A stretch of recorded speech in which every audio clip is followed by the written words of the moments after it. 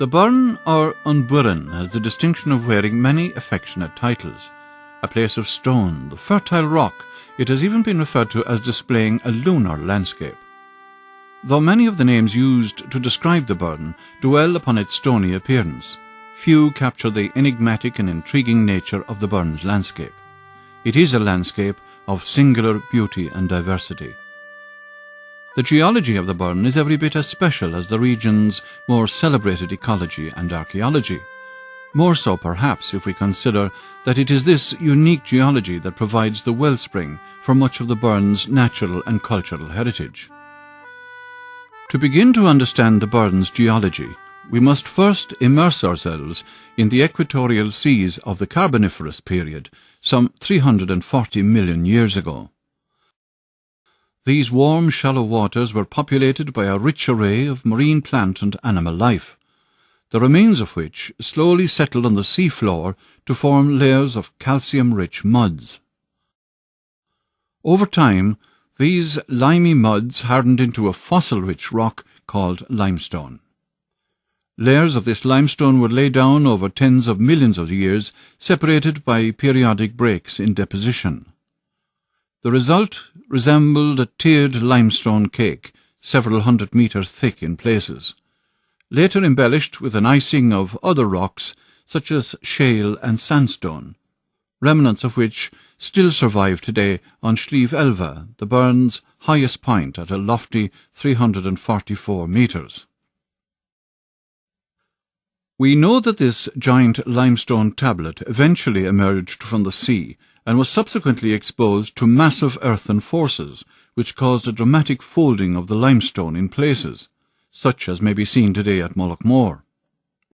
These tectonic forces also caused a web of hairline fractures to form in the rock, and over time, acid water dissolved these fractures to create the deep linear fissures known as grikes that characterize the Burren's limestone pavements.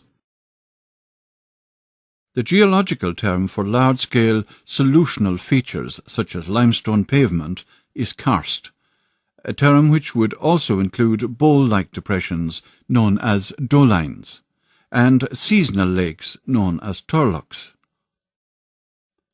Karst features are not always visible. A dense network of caves wends its way beneath the Burren, a source of great attraction and exploration for speleologists from all over the world. Glaciation also played a pivotal role in the Burren's evolution. Massive ice sheets peeled back the existing protective shale cover from the Burren, exposing the limestone beneath to the ravages of ice and water.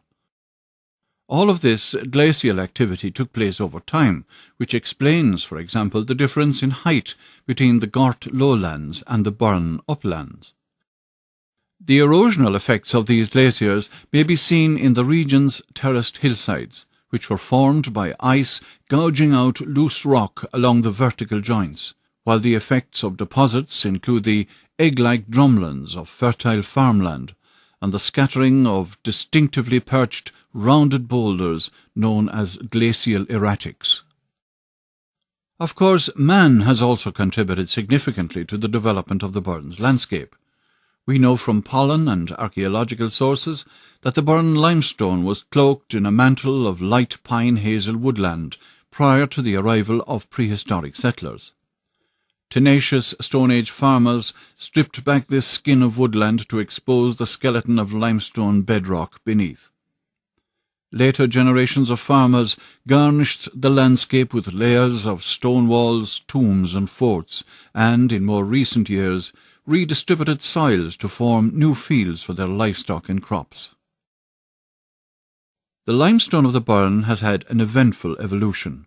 Tectonic, glacial, solutional and cultural forces all played a part, each one contributing to the unique glaciated karst geology so celebrated today. The result is something truly special. When you take a walk through this petrified Carboniferous seabed with its frayed skin of thin Renzina soil, you are aware that no two steps are the same, that each and every rock, terrace and pavement is unique and irreplaceable.